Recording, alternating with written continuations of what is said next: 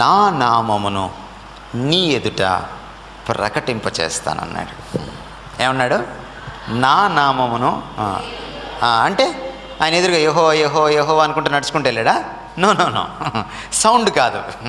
ఆ తర్వాత మనం అధ్యాయాన్ని చదువుకుంటూ వెళ్తే మనకేం కనపడుతుందంటే, దేవుడు నడిచి వెళ్ళడం, మోషే చెప్పినట్టుగా బండచాటుకు వెళ్ళడం, అది కూడా సరిపోదన్నట్టు దేవుడు తన చేతిని అడ్డు పెట్టడం, దేవుడు దాటి వెళ్ళిన తర్వాత చేయిని తీయడం, మోషే అప్పుడు దేవుని స్వరూపాన్ని చూడడం, అప్పుడు ఆయనకి వెంట్రుకలో తెల్లటి వస్త్రాలో ఓ విశ్వరూపమో అలాంటిది కనపడకుండా లక్షణాలను అతను చూశాడు.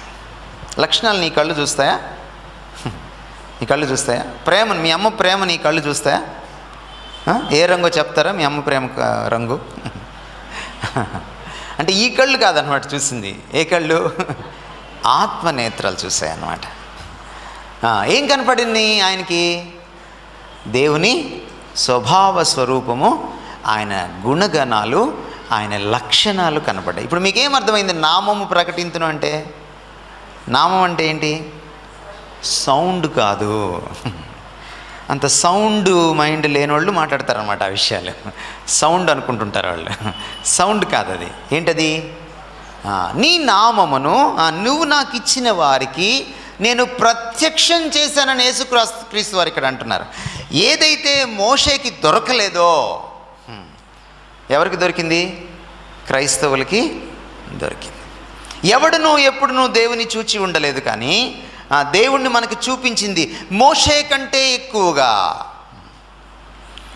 ఏలియా కంటే ఎక్కువగా, దావీదు కంటే ఎక్కువగా, నోవహు కంటే ఎక్కువగా, హనోకు కంటే ఎక్కువగా. ఈరోజు ఆయనని మనం తెలుసుకోవడానికి, ఆయన నామాన్ని తెలుసుకోవడం అంటే ఆయననే తెలుసుకోవడము. సో ఎవరండి సంఘంలో ఎవరుంటారు? ఎవరైతే యేసును పరిచయం చేసుకుంటారో వ్యక్తిగతంగా. ప్రకాశాన్ని చెప్తే యేసు గురించి వినేవాళ్ళు కాదు, యేసునే డైరెక్ట్గా. అందుకనే దాన్ని మారు మనస్సు అన్నాం మనం. రైట్? అక్కడ మొదలై మనం ముందుకెళ్తే అక్కడ ఒక అద్భుతమైన మాట అంటున్నాడు ఆయన సంఘం గురించి. వాళ్ళు ఎవరట? నీ వాళ్ళు. ఇప్పుడు ఎవరు? నాకిచ్చావు అని అంటున్నాడు. యేసుప్రభువే సంఘాన్ని చూసి, శిష్యగణాన్ని చూసి నీ వాళ్ళు అంటే మనం ఏమనాలి? మన సంఘాన్ని చూసి. మీరు బైబిల్ సంఖ్యలో పెట్టుకుని వచ్చేటప్పుడు ఎవరైనా కనపడితే మీరేమంటారు? మా చర్చికి వెళ్తున్నాం అంటారు కదా.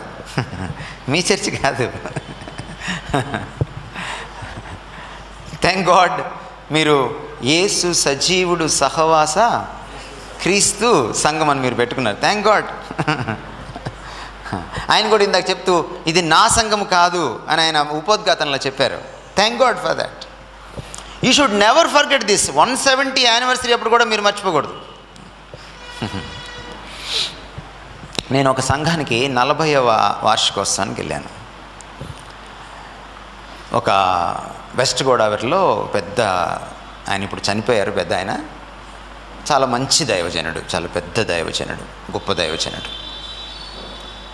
దాదాపు ఒక 40 బ్రాంచ్లు ఆయన చనిపోకముందు ఆయన స్థాపించారు. సరే నన్ను మాట్లాడమన్నారు. ఒకనొక స్పీకర్ని నేను ఆ రోజున. సరే వెళ్ళాను. నేను వెళ్ళేటప్పటికే సంఘం క్యాంపస్లో కూడా స్థలం లేదు. సరే ఎక్కడో నక్కి ఓ చోట కూర్చున్నా. ఇలా వాళ్ళ అబ్బాయి నన్ను చూసి లోపలికి తీసుకెళ్లారు, ముందుకు తీసుకెళ్లారు. నేను నా ప్రసంగం ఆరంభించక మునిపే కొన్ని సన్నివేశాలు చూశాను. అక్కడ అయ్యగారిని పైన కూర్చోబెట్టారు. వచ్చిన వాళ్ళందరూ అయ్యగారికి దండేస్తున్నారు. దండేసి అందరూ 2 నిమిషాలు, 3 నిమిషాలు, 4 నిమిషాలు మాట్లాడుతున్నారు. మాట్లాడిన ప్రతి ఒక్కళ్ళు అయ్యగారు అట్లా, అయ్యగారిట, అయ్యగారట, అయ్యగారిట అనే మాట్లాడుతున్నారు తప్ప ఆ పెద్దయ్య గారిని ఎవరు గుర్తు చేసుకోవాలా. సరే నా వంతు వచ్చింది, నేను ప్రసంగికుడిని. సో అప్పుడు కొంచెం గట్టిగానే మాట్లాడాను నేను. అది జరిగి దాదాపుగా ఒక 15 ఏళ్ళు అయింది. ఇప్పటి వరకు వాళ్ళ సంఘానికి నన్ను పిలవలా. ఎందుకంటే పెద్దయ్య గారి గురించి మాట్లాడాను నేను, ఈ అయ్య గారి గురించి మాట్లాడలా. ఎందుకు మీరంతా వచ్చి ఈ అయ్య గారి గురించి మాట్లాడారు, ఆయనకి దండలు వేస్తున్నారు? 40 సంవత్సరాలు ఆయన గొప్పతనం కాదు కదా, ఆయనది కదా గొప్పతనం అని అన్నాను నేను. అది వాళ్ళ కోపాన్ని తీసుకొచ్చింది. సాధారణంగా ఏదైనా సంఘానికి మొదటిసారి వెళ్ళినప్పుడే నేను నిర్ణయించుకుంటాను ఇదే మొదటిసారి అని. అలా నిర్ణయించుకోకపోతే నిర్మోహమాటంగా దేవుని వాక్యాన్ని చెప్పలేను. సో మీకు గుర్తు చేస్తున్నాను ఈరోజు. ఎవరైనా మీరు ఫీల్ అయిపోయారనుకో నా సంఘం అని ఇక్కడ కూర్చున్న వాళ్ళు, మీకు గుర్తు చేస్తున్నా. యేసుక్రీస్తే సాక్షాత్తు ఏమంటున్నాడు, వీళ్ళున్నారే ఈ శిష్యులు నా వాళ్ళు అనట్లా, ఏమంటున్నాడు, నీ వాళ్ళు, వీళ్ళని నువ్వు నాకు ఇచ్చావు. You should never forget. ఒక సేవకుడు ఎప్పుడు మర్చిపోకూడదు ఈ విషయాన్ని. ఈ రోజుల్లో పరిస్థితులు ఏంటంటే, సేవకుల పరిస్థితి, ఎందుకంటే ఒక కేవలం సంఘస్థులతో మాట్లాడిన, ఈరోజు సేవకులతో కూడా మాట్లాడతా. ఇక్కడ సేవకులు కూడా కొంతమంది ఆడియన్స్లో కూర్చున్నారు, అందుకని తప్పకుండా మాట్లాడాలి. ఈరోజు సేవకుల పరిస్థితి ఏంటంటే, యేసుప్రభుకి శిష్యులు తయారు చేయండిరా బాబు అంటే వాళ్ళు శిష్యులు తయారు చేసుకుంటున్నారు. దేవుని రాజ్యం కట్టంటారా నాయన అంటే వాళ్ళ రాజ్యాలు కట్టుకుంటున్నారు. ఇది చాలా శోచనీయమైన విషయం, దురదృష్టకరమైన విషయం. అందుకనే యేసుక్రీస్తుని ఎవరైనా తిట్టారనుకోండి, పెద్ద మనకు ఫేస్బుక్లో కానీ యూట్యూబ్లో కానీ లేకపోతే టీవీల్లో కానీ ఏముండదు. అట్లా కాకుండా హైదరాబాద్లో ఉన్న ఒక పెద్ద దైవజనుడిని తిట్టారనుకోండి ఎవరైనా, ఇంకేం లేదు, గందరగోళం అయిపోద్ది. ఎందుకంటే వాళ్ళు ఎవరు శిష్యులు, వాళ్ళకి రోషం ఎప్పుడు వస్తుంది, వాళ్ళ అయ్యగారిని తిడితేనే వస్తుంది రోషం, యేసుప్రభుని తిడితే రాదు. అట్లాంటి దినాల్లో ఉన్నాం ఈరోజు మనం. చాలా శోచనీయమైన పరిస్థితి. కానీ యేసుప్రభు వారి దగ్గర మనం నేర్చుకోవాలి.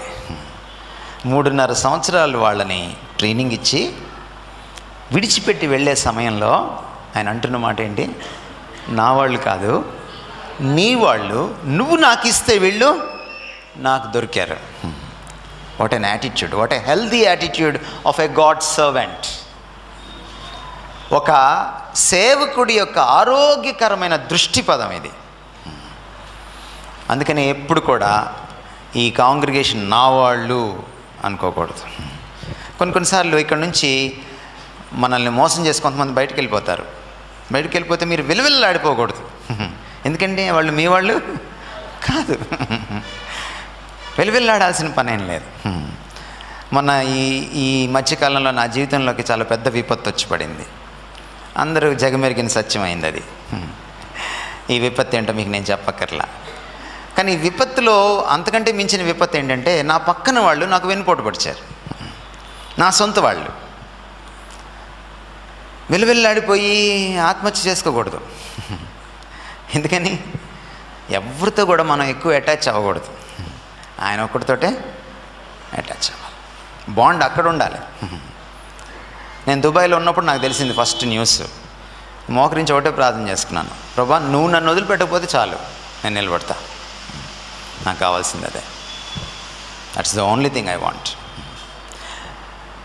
లోకమంతా ఒకవేళ ఒక పక్కన చేరి నా పక్షాన్ని ప్రభు ఉన్నాడు అనుకోండి, నేను ఒక్కడినే నిలబడతా, చాలు నాకు అది. నా ధైర్యం ఆయనే. అందుకని యేసుక్రీస్తు వారు మత్తయి సువార్త మీరు 16వ అధ్యాయంలోకి వెళ్తే 8వ వచనం ఒకసారి చదవండి. సంఘముని ఇప్పుడు ఏమని పిలుస్తున్నాడో చూడండి. నీవు పేతురువు, ఈ బండ మీద నా సంఘమును కట్టుదును. ఆ బండ పేతురు అనుకుంటారు పొరపాటున. అది మీరు సరిగా చదవాలి. గ్రీక్లో చదివితే, నీవు చిన్న రాయివి, నేను పెద్ద రాయి మీద నా సంఘాన్ని కడతాను. ఆ తర్వాత అపోస్తలులు కొరింథీ పత్రికలో చెప్పారు, ఆ పునాది క్రీస్తే, ఆ బండ క్రీస్తే, చాలా స్పష్టంగా చెప్పబడింది. కాబట్టి ఆ బండ, ఆ పునాది పేతురు కాదు. పేతురు చిన్న రాయి. అంటే పేతురుకున్న స్వభావాన్ని మారుస్తున్నాడు అనమాట ఆయన. నిన్ను రాయిలాగా చేస్తాను, నువ్వు సంఘానికి పెద్దగా ఉంటావు, నువ్వు నడిపిస్తావు. అంతేగాని నీ మీద నేను సంఘాన్ని కట్టను, నా మీదే కట్టుకుంటా. ఇది నా సంఘము. ఏమంటున్నాడు ఆయన? నా సంఘము. అందుకని పేతురు పత్రిక రాసేటప్పుడు ఏమని రాశాడు తెలుసా? మీరు పత్రిక చదివితే ఆ ఓపెనింగ్ పేజ్లోనే, వెండి బంగారములతో మిమ్మల్ని ఆయన కొనలేదు. ఎలా కొన్నాడంట? అమూల్యమైన దేవుని గొర్రెపిల్ల యొక్క రక్తముతో అన్నాడు. పేతురు మర్చిపోలేదు ఆ మాటలో. ఫస్ట్ టైం యేసుక్రీస్తు వారు సంఘం గురించి ఎవరితో మాట్లాడాడంటే ఫస్ట్ టైం పేతురుతో మాట్లాడాడు, శిష్యులతో మాట్లాడాడు. ఏమన్నాడు యేసుక్రీస్తు వారు? నా సంఘం. ప్రకాష్ ఒక 40 సంవత్సరాలు కష్టపడి 40,000 మందిని సంఘంలో చేర్చుకుంటే 40 సంవత్సరాలు అయిపోయిన తర్వాత రొమ్ము విరుచుకొని నా కష్టార్జితం అనడానికి కుదరదు. ఎందుకంటే ప్రకాష్ వాళ్ళ కోసం సిలువలో చనిపోలేదు. ఈ రోజుల్లో ఇంకా గమ్మత్తుగా ఉన్నాయి సంఘాలు. ఈ సంఘంలో మాట్లాడడానికి గర్విస్తున్నాను నేను. ఎందుకంటే ఇందులో ఆయన కష్టార్జితం ఉంది. ఇప్పుడు కొత్తగా వస్తున్న సంఘాలు ఉన్నాయి. అందుకని వాళ్ళ సంఘం అని తీసేసి వర్షిప్ సెంటర్, టెంపుల్ అని పెడుతున్నారు. కరెక్ట్గానే పెడుతున్నారు. వాళ్ళు సంఘం కాదు అది. కరెక్టే. వాళ్ళు ఆ విషయంలో నిజాయితీగా ఉన్నారు. ఆ సంఘాలు ఏంటి తెలుసా? అక్కడి నుంచి ఇక్కడి నుంచి దొంగిలించినటువంటి సరుకు అన్నమాట. చార్ల్స్ స్పర్జన్ వీళ్ళ గురించి ఎప్పుడో చెప్పాడు. చార్ల్స్ స్పర్జన్ 100 సంవత్సరాలకు ముందే ఉన్నాడు. ఎప్పుడో చెప్పాడు, evangelism is not stealing sheep from other congregation అన్నాడు. ఇవాంజలిజం అంటే ఏంటి? పరిచర్య, సువార్త పరిచర్య అంటే ఏంటంటే వేరే సంఘాల నుంచి గొర్రెల్ని దొంగిలించడం కాదు అన్నాడు. ఇప్పుడు మీరు హైదరాబాద్కి వెళ్ళండి, బిగ్గెస్ట్ సంఘాల్లో ఎవరుంటారండి? బ్యాప్టిస్టులు, లూథరన్లు కదా, ఎల్ఈఎఫ్ వాళ్ళు, బక్సింగ్ వాళ్ళు అందరూ. కొంచెం ఇక్కడ ఏదో తేడా వచ్చిన వాళ్ళందరూ అక్కడికి పోతారు. అది సంఘం కాదు. సంఘమట ఆయన రక్తంతో కొనబడింది. ఆయన ప్రసవ వేదన పడితే సిలువలో కన్నాడు మిమ్మల్ని. మీరు మీ సొత్తు కారు, విలువతో కొనబడినవారు. ఏంటి? ఎలా కొన్నాడు? రక్తంతో కొన్నాడు. రక్తం దారబోసుకున్నాడు. ఏ సంఘస్థుడు దీన్ని మర్చిపోకూడదు. ఏ సంఘ సేవకుడు, కాపరి దీన్ని మర్చిపోకూడదు. That's the number 1 truth. ఆ ఒక్క సత్యం మీద ఆధారపడి ఉంటుంది సంఘం.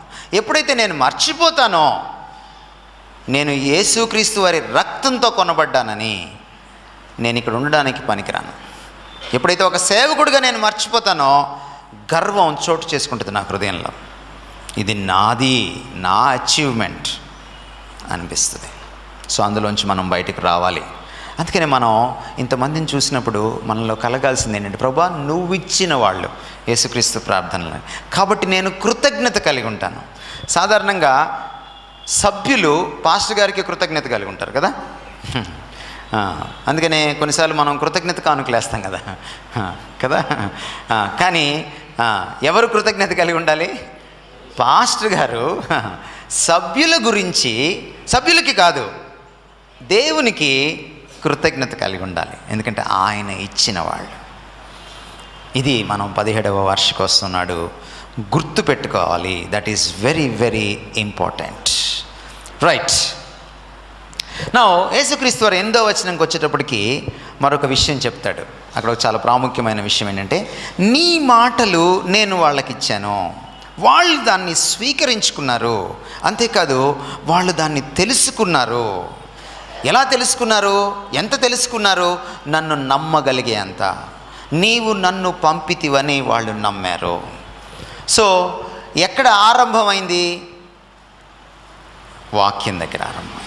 కిందకి వచ్చి అంటాడు 17వ వచనంలో, ఇంకా 14లో కూడా మీరు చదివితే మళ్ళీ అంటున్నాడు, I have given them your word. నేను వారికి నీ మాటనిచ్చాను, నీ వాక్యాన్ని ఇచ్చాను. 17కి వచ్చిన తర్వాత అంటాడు, నీ వాక్యముతో వారిని ప్రతిష్ఠించు. ఇక్కడ కాసేపు ఆగుదమ్మా. ప్రతిష్ఠించడం అంటే ఏంటి? మీరేం అర్థం చేసుకుంటారు? ప్రతిష్ట, సంఘ ప్రతిష్ట అంటుంటారు కదా మీరు. చెప్పండి, ప్రతిష్ట అంటే ఏంటో? కొంతమంది గృహ ప్రతిష్ట అని కూడా అంటారు కదా, గృహప్రవేశాన్ని. ప్రతిష్ట అంటే ఏమిటి? కొంతమందికి కులం ప్రతిష్ట కదా, కొంతమందికి ఉద్యోగం ప్రతిష్ట. ఆ ప్రతిష్ట ఇది. ఏమిటి ఈ ప్రతిష్ట? అప్పుడప్పుడు హిందూ దేవతల్ని అక్కడ పెట్టేటప్పుడు, దేవాలయం కట్టేటప్పుడు కూడా ప్రతిష్ట అంటాడు, విగ్రహ ప్రతిష్ట అంటారు. చూసారు మీరు ఎప్పుడైనా? విన్నారా? ప్రతిష్ఠ అంటే ఏమిటో తెలుసా? తెలుసా మీకు? విగ్రహ ప్రతిష్ఠ చేసినప్పుడు ఏం చేస్తారు? దాన్ని కడిగి శుభ్రం చేసి దాంతో దీంతో రకరకాల వాటితో కడిగి పాలాభిషేకము, తేనె అభిషేకము, తైలాభిషేకము, ఇలాంటి అభిషేకాలన్నీ, కుంకుమ నీళ్ళు లేకపోతే పసుపు నీళ్ళు కడుగుతారు కదా. కడిగి ఏం చేస్తారు? ఇంకా కడగా పెడతారు. ఇంకా అక్కడికి ఎవరు వెళ్ళాలి? కేవలం పూజారి గారే వెళ్ళాలి, లోపలికి ఎవరు వెళ్ళకూడదు. ప్రతిష్ఠ అంటే ఏంటి? వేరుపరచడం, పవిత్రపరచడం. అర్థమవుతుందా మీకు ప్రతిష్ఠ అంటే ఏంటో? సో యేసుక్రీస్తు వారి చివరి మాటల్లో ఆయన కోరిక ఏంటి సంఘం పట్ల? సంఘము వాక్యంలో ప్రతిష్ఠితం కావాలి, అంటే వాక్యం చేత పవిత్రీకరించబడాలి దినదినము. అది ఆయన కోరిక. సంఘం ఎలా మనుగడ సాధిస్తుంది? సంఘం ఎలా ఎదుగుతుంది? సంఘం ఎలాగ లోకానికి ఎదురొడ్డి నిలబడుతుంది? సంఘము లోకములో వేరు చేయబడిన తర్వాత మళ్ళీ లోకంలో కలిసిపోకుండా ఎలా ఉండగలుగుతుంది? నిష్ఠతో, భక్తి ప్రపత్తులతో, లోకానికి భిన్నంగా కేవలము దేవుని బిడ్డలుగా ఎలా జీవిస్తారు సంఘస్థులు? యేసుక్రీస్తు వారి మాట ఏమిటంటే వాక్యం చేత ప్రతిష్ఠితం అవ్వాలి. చాలా ఇంపార్టెంట్ విషయం ఇది. అందుకని ఏ సంఘమో దేవునికి ఇష్టమైన సంఘమో, ఏ సంఘం అయితే వాక్యానికి విధేయత చూపిస్తుందో ఆ సంఘమే ఆయనకి ఇష్టమైన సంఘం. అందుకనే కీర్తనకారుడు అంటాడు, బలులనైనా నైవేద్యాలనైనా నువ్వు కోరుకొనట్లేదు, విరిగి నలిగిన హృదయాన్ని నీవు కోరుకుంటున్నావు. ఇంకా ముందుకెళ్ళి మనం చూస్తే నీవేం చేస్తున్నావు? నాకు ఒక చెవిలో ఏం చేశాడంట? ఒక రంధ్రం వేసాడంట దేవుడు. అంటే బానిసల గురించి మాట్లాడుతున్నాడు. అంటే నేను నీకు అంకితం అయిపోవాలి, అంటే విధేయత చూపించాలి. దేవుడు ఏం కోరుకుంటాడు? విధేయత కోరుకుంటాడు.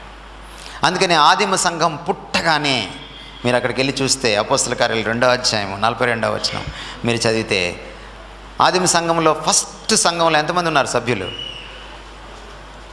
ఎంతమంది ఉన్నారు? అదే ఇది యూట్యూబ్ క్రైస్తవులతో ఇదే సమస్య. వాళ్ళు వాక్యం చదవరు. 3000 మంది. పేతురు పెంతెకొస్తు దినాన్ని లేచి నిలబడి మాట్లాడంగానే ఏర్పడిన మొదటి సంఘంలో ఎంతమంది ఉన్నారు? 3000. ఇంకా కరెక్ట్గా చదివితే 3000 పై చిలుకు. ఈ 120 మంది కూడా కలవాలిగా. 3000 పైన. అది కూడా ఇంకా కొంతమందిని లెక్క పెట్టలేదంట. సో 3000 మనకు తెలిసినంత మట్టుకు 3000+. ఈ 3000 మంది సంఘంలో వాళ్ళు చేసిన ప్రధానమైన 4-5 పనుల్లో ఒకటి ఏంటంటే అపోస్తలుల బోధ యందు వారు ఎడతెగక ఉన్నారు. సో ఫ్రమ్ ద బిగినింగ్, ఆది నుంచి సంఘము 2000 సంవత్సరాలు నిలబడిందంటే ఏం నిలబెట్టింది సంఘాన్ని? వాక్యం. ఇది మారలా. పేతురు వచ్చాడు, వెళ్ళిపోయాడు. పౌలు వచ్చాడు, వెళ్ళిపోయాడు. ఆ తర్వాత వాళ్ళ శిష్యులు వచ్చారు, వెళ్ళిపోయారు. ఆ తర్వాత క్యాథలిక్ సంఘం వచ్చింది, కొంతకాలం బాగుంది, మళ్ళీ భ్రష్టు పట్టిపోయింది. ఆ తర్వాత రిఫర్మేషన్, లూథర్ వచ్చాడు, కొంతకాలం బాగుంది, మళ్ళీ భ్రష్టు పట్టిపోయింది. ఆ తర్వాత రకరకాల సంఘాలు వచ్చినాయి, ఇండిపెండెంట్ సంఘాలు వచ్చినాయి. కొన్ని సంఘాలు బాగున్నాయి, కొన్ని సంఘాలు బాగలేవు, కొన్ని సంఘాలు పూర్తిగా బాగలేవు. కానీ ఇది మారిందా? ఇది మారలా. ఇదే నిలబెడుతుంది. మొదటి శతాబ్దంలో ప్రమాణం ఇదే, 21వ శతాబ్దంలో ప్రమాణం ఇదే. కొంతమంది ఏమనుకుంటారంటే ఎప్పుడో రాసిన బైబిల్ ఇప్పుడు నాకెట్ట పనికి వస్తుంది. వాళ్ళకి నేను ఒకటే మాట చెప్పేది, బైబిల్ కంటే గొప్ప ప్రమాణం నువ్వు నాకు చూపించు, పోనీ నువ్వు రాసి చూపించు, నీకు అంత సీన్ ఉంటే. 3500 సంవత్సరాల క్రితం నరహత్య తప్పు, పాపము, నేరము అని రాశారు ఈ పుస్తకంలో. ఎన్ని సంవత్సరాల క్రితం? 3500 సంవత్సరాల క్రితం. అంటే 1500 BC, క్రీస్తు పూర్వం 1500 సంవత్సరాలు మోషే ద్వారా రాయించాడు. ఈరోజు భారతదేశ చట్టం ఏంటి? నరహత్య నేరమేనా? నేరం. అదేంటి? అది ప్రమాణం అంటే అదే. ప్రమాణాలు మారు. 3000 సంవత్సరాల క్రితం లేకపోతే 3500 సంవత్సరాల క్రితం 1 మీటర్కి 100 సెంటీమీటర్లే. ఇప్పటికి మీటర్కి 100 సెంటీమీటర్లే. ప్రమాణాలు మారో. అందుకనే ఈ పుస్తకం మనల్ని నిలబెడుతుంది, సంఘాన్ని నిలబెడుతుంది. లోకాన్ని వైపు చూడండి. ఒకప్పుడు లంచం తీసుకుంటే ఔరా ఆయన లంచం తీసుకున్నాడట అనేవాళ్ళు. ఇప్పుడు లంచం తీసుకోకపోతే ఆయన లంచం తీసుకోడట. ప్రమాణం ఏమైంది? మారిపోయింది. కానీ ఇది మారుతుందా? మారుచున్న సమాజంలో మారని యువకులు లేవాలి, మారని క్రైస్తవులు కావాలి. ఎలా ఉంటాం మారకుండా మనం? ఇదిగో ఇదే ప్రమాణం. ఎవరైతే దీనికి పెద్దపీట వేస్తారో, ఎవరైతే దీన్ని దినదినము శ్రద్ధగా చదువుతారో, ఎవరైతే దీన్ని లోతుగా చదివి అర్థం చేసుకుంటారో, ఆకలింపు చేసుకుంటారో, జీర్ణించుకుంటారో, ఎవరైతే దీన్ని పఠించడమే కాదు పాటిస్తారో తమ జీవితంలో, వాడు ధన్యుడు. వాడు దివారాత్రములు దాన్ని ధ్యానిస్తూ, అందు ఆనందిస్తూ, ధర్మశాస్త్రం అందు ఆనందిస్తూ ఫలించే చెట్టు వలె ఉంటాడు. ఎవరు ధన్యుడైన క్రైస్తవుడు? టీవీల్లో మీరు విన్నట్టుగా మీ అమ్మాయికి అమెరికా సంబంధం వస్తేనే ధన్యుడు కాదు. మీరు చాలా బహిరంగ సభల్లో చూసినట్టుగా మీకు డబ్బులు దొరికితే ధన్యులు కాదు. మీరు కారుల్లో బంగ్లాల్లో ఉంటే ధన్యులు కాదు. ఎవరు ధన్యులు? దీన్ని పాటించువాడు. బైబిల్లో ఒక అద్భుతమైన మాట ఉంది, దేవుని చిత్తమును జరిగించువాడు నిరంతరము నిలుచును. ఆకాశములు గతిస్తాయి, భూమి కూడా గతించిపోతుంది, పర్వతములు తత్తరిల్లిపోతాయి, కానీ ఆయన మాటలో, ఆయన వాక్యంలో, ధర్మశాస్త్రంలో ఒక పొల్లైనా పోదు. అటువంటి ధర్మశాస్త్రాన్ని నువ్వు నేను పాటిస్తే ఆకాశం కంటే భూమి కంటే నువ్వు నిలబడతావు. భూమి వెళ్ళిపోతుంది, ఆకాశం వెళ్ళిపోతుంది, కొత్త భూమి కొత్త ఆకాశం వస్తుంది, కానీ నువ్వు ఉంటావు అందులో. సంఘం గొప్పతనం అదే. లోకంలో మనకు కనపడే ఆకర్షణ అది ఎలాంటిదంటే దంసపు నురుగు లాంటిది. తీయంగానే వస్తుంది, కాసేపటికి అది కాసేపట్లో పోయి ఆ నురుక్కి అంత కష్టపడి పరిగెట్టుకుంటా వెళ్ళి తుపాకుల్లోంచి తప్పించుకొని ఆ నదిలో పడితే అంత కష్టపడి తాగక్కర్లే దాన్ని. థమ్సప్కే నువ్వు అంత కష్టపడితే దీనికి ఎంత కష్టపడాలి? ఆ బుస్సుకే అంతుంటే దీనికి ఎంత ఉండాలి? So be careful. యేసుక్రీస్తు వారు ఊరికే చెప్పలా, అయ్యా సంఘముకి కావాల్సిందేంటి ఈరోజు? వాక్యం, అంతే. అందుకే మీకు చెప్తున్నా, ఎక్కడ వాక్యం బాగా దొరికితే ఆ సంఘంలోనే ఉండండి.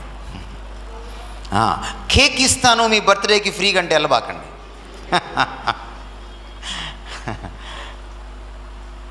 మీకు బాగా లేకపోతే ఫ్రీ మెడిసిన్ ఇస్తానంటే వెళ్ళకండి. ఎవరైనా పోతే 6 అడుగుల స్థలం ఇస్తాం, శవపేటిక కూడా ఫ్రీ అంటే వెళ్ళకండి. 108 సేవలు ఉంటాయి మా సంఘంలో అంటే వెళ్ళకండి.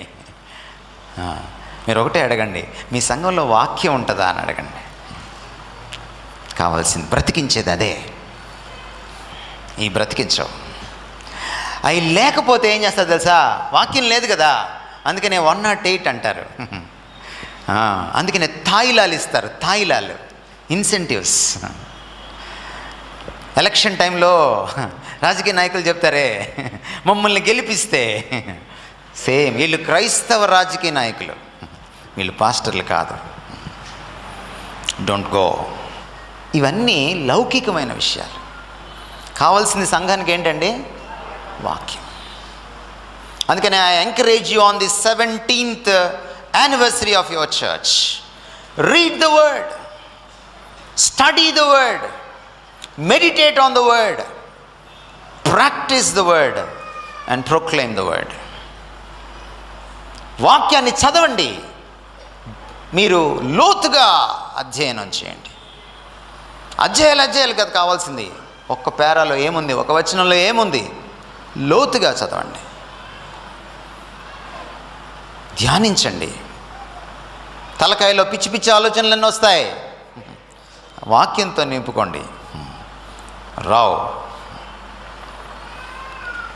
ప్రాక్టీస్లోకి తెచ్చుకోండి, ఆచరించండి. ఏం ఆచరించారో అది ప్రకటించండి. దేవుడు మిమ్మల్ని ఆశీర్వదిస్తాడు. ఇంతకంటే గొప్ప సంఘం ఇంకా భూమి మీద ఉండదు. ఇంతకంటే గొప్ప సంఘం నెల్లూరు పట్టణంలో ఉండదు. ఏ సంఘం అయితే వాక్యానికి పట్టం కడుతుందో, పెద్దపీట వేస్తుందో తమ జీవితంలో, ఆ సంఘమే నిలబడుతుంది. మనుషుడు రొట్టె వలన మాత్రము జీవించడు, దేవుని నోటి నుంచి వచ్చి ప్రతి మాట వలన, ప్రతి వాక్యం వలన. I discourage you to read the word of God on Facebook and WhatsApp, but read the word of God in the Bible. ఇందులో చదవండి. కొంతమందికి క్రికెట్ పిచ్ ఉంటుంది, కొంతమందికి సినిమాలు పిచ్ ఉంటుంది కదా, కొంతమందికి షాపింగ్ పిచ్ ఉంటుంది. దాన్ని ఇంగ్లీష్లో ఎట్లా అంటారంటే eat cricket, sleep cricket, walk cricket. విన్నారా మీరు ఎప్పుడైనా?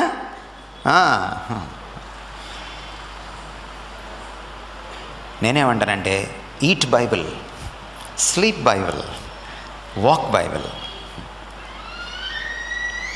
అంటే బైబిల్తో జీవించండి. That's the church of God. అందుకనే ఆయన అంతిమ కోరిక ఏంటంటే, అయ్యా నీ సంఘాన్ని వాక్యములో ప్రతిష్ఠించు. చూడండి, ఇది ఒక శిష్యుల గురించి మాట్లాడట్లా. 20వ వచనం చదవండి ఎవరైనా. నేను వీరి కొరకు మాత్రము ప్రార్థించటలేదు కానీ వీరి వాక్యము విని విశ్వసింపబో వారి కొరకు కూడా ప్రార్థన చేస్తున్నా. వారి కొరకు మాత్రం అంటే ఎవరు వాళ్ళు? శిష్యులు. ఎవరి కోసం ప్రార్థిస్తున్నారంట మళ్ళీ?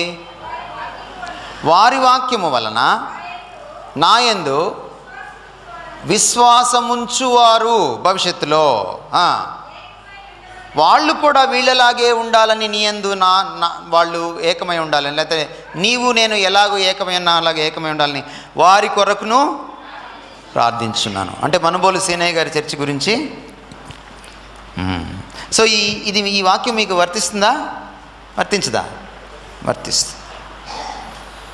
ఇది ఒక నిర్ణయం చేసుకోండి 17వ వార్షికోత్సవం రోజున మీ మనసుల్లో. మిమ్మల్ని లేచి నిలబెట్టో, లేకపోతే చేతులెత్తమనో, లేకపోతే ప్రార్థన చేయమనో నేను అడగట్లా. మీ మనసుల్లో చేసుకోండి ప్రార్థన. As I continue the word of God, నేను దేవుని వాక్యాన్ని కొనసాగిస్తూ ఉండగా, ప్రభువా నేను వాక్యాన్ని చదువుతాను. నేను లోకస్తుల్లో కొంతమందికి షాపింగ్ అంటే పిచ్చి ప్రభువా, కొంతమందికి స్పోర్ట్స్ అంటే పిచ్చి, కొంతమందికి సినిమాలంటే పిచ్చి, కానీ నాకు బైబిల్ అంటే పిచ్చి. You should be like that. ఎందుకంటే ఇదే నిన్ను మారుస్తుంది. మీరు ప్రపంచంలో ఏ పుస్తకమైనా చదవండి, నిన్ను అలా మార్చదు. ఈ పుస్తకం మార్చినట్టుగా. ఈ పుస్తకాన్ని చదివి మారిన వాళ్ళు దేశాలని మార్చారు. మీకు ఒక ఎగ్జాంపుల్ అయినా, భారతదేశానికి స్వాతంత్రం ఈ పుస్తకం వల్ల వచ్చింది. ఛాలెంజ్ చేస్తాను ఈరోజు, ఎవరైనా మీరు కావాలంటే డిబేట్ పెట్టుకోండి, టీవీ 9లో నేను మాట్లాడతాను ఈ విషయంలో. మన దేశానికి స్వాతంత్రం తెచ్చిన ప్రధానులలో ఒకడు గాంధీ మహాత్ముల వారు కదా. వారికి ఆయుధాలు ఉన్నాయి, కొన్ని ఆయన దగ్గర కొన్ని ఆయుధాలు ఉన్నాయి. ఆ ఆయుధాలతో ఆయన పోరాడాడు. ఏంటి ఆయన ఆయుధం?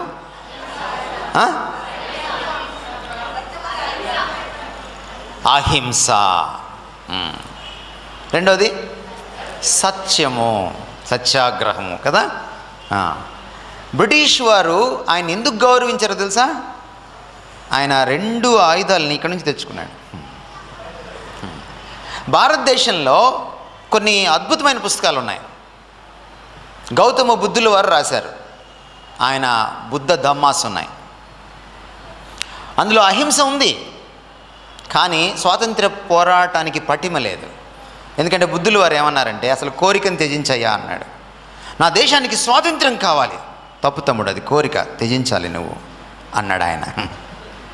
కానీ కాబట్టి బుద్ధుల వారి బోధ ప్రకారం వెళ్తే స్వాతంత్ర్య పోరాటానికి స్ఫూర్తి రాదు. ఎందుకని? కోరికను చంపుకోవాలి. స్వాతంత్రం కావాలి, నా జన్మ హక్కు అన్నది ఒక కోరిక, దాన్ని చంపేయాలి. కాబట్టి గాంధీ గారికి బుద్ధుల వారు పనిచేయరు. పక్కన పెడదాం. భగవద్గీత. భగవద్గీతలో ఏముంది? అహింసావాదమా హింసావాదమా?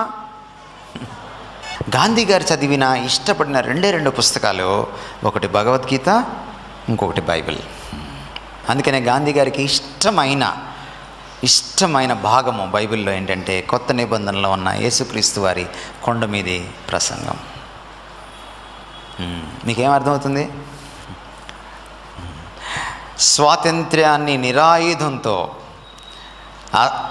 ఏది అహింసతో, సత్యాగ్రహంతో తెచ్చిపెట్టిన గాంధీ మహాత్ముడికి ఊపిరి పోసింది, ఆయన ఉద్యమానికి ఊపిరి పోసింది. ఇది చదివితే ఒక మదర్ తెరీసా పుడుతుంది, ఇది చదివితే ఒక విలియం కేరీ పుడతాడు, ఇది చదివితే ఒక గాంధీ మహాత్ముడు పుడతాడు. అందుకనే దీన్ని నిర్లక్ష్యం చేయకూడదు. అందుకని యేసుక్రీస్తు వారు ఏమన్నారు? నా సంఘం ఎలా ఉండాలి? ప్రతిష్ఠితం చేయి. దేవుడు తన సంఘాన్ని 2 విధాలుగా కడుక్కుంటాడు.